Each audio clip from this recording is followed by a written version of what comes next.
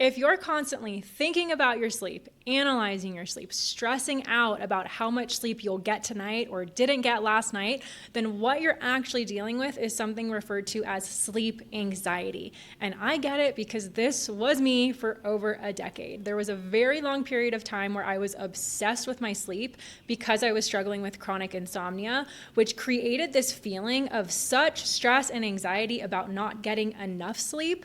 And so I started hyperfixating on it and trying to control my sleep as much as I could.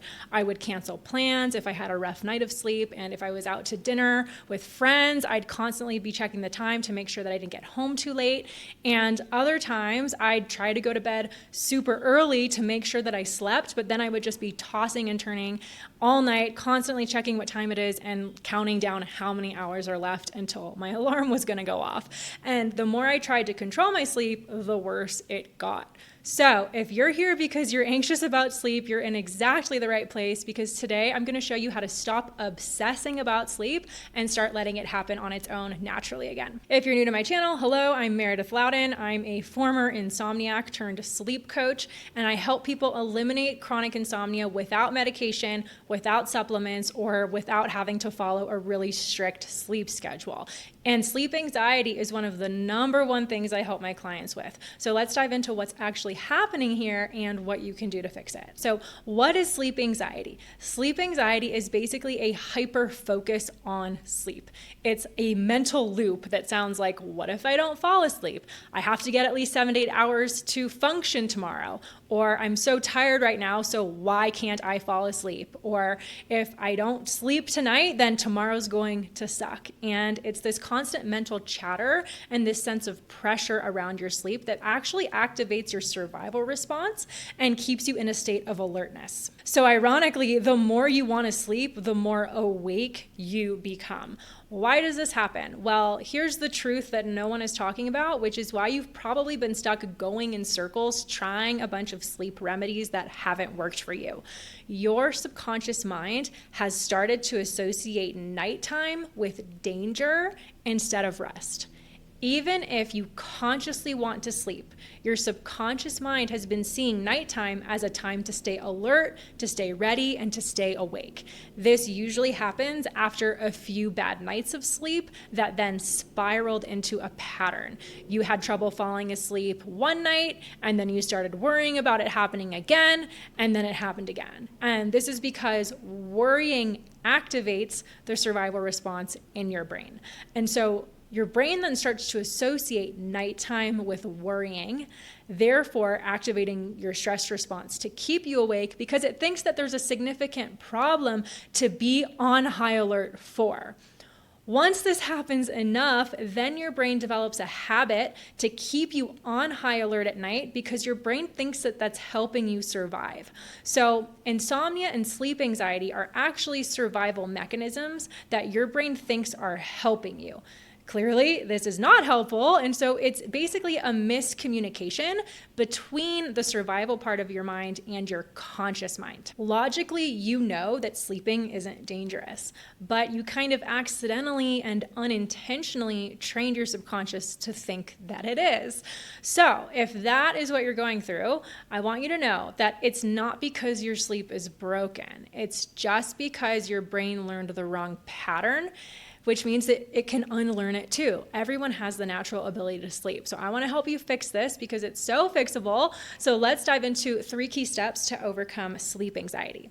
Step 1 is to stop measuring your sleep. When you're counting the number of hours of sleep that you got last night or anticipating how much sleep you'll get tonight, watching the clock, tracking your sleep on an app, this is likely fueling your anxiety.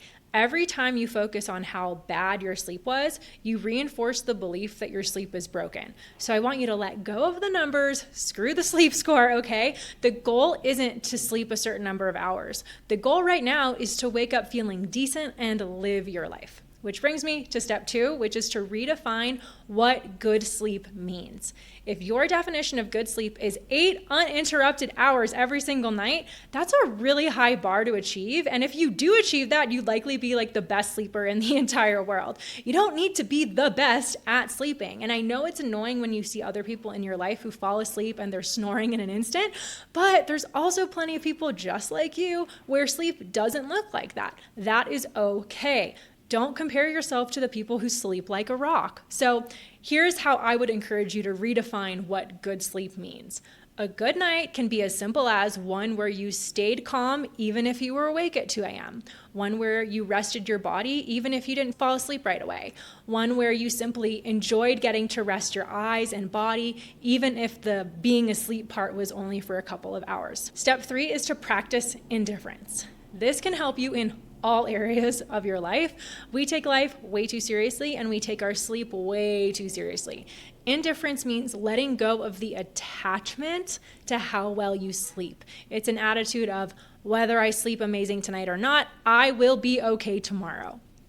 That might feel impossible right now, but the more you practice this mindset, the more your subconscious gets the message that sleep is not a threat.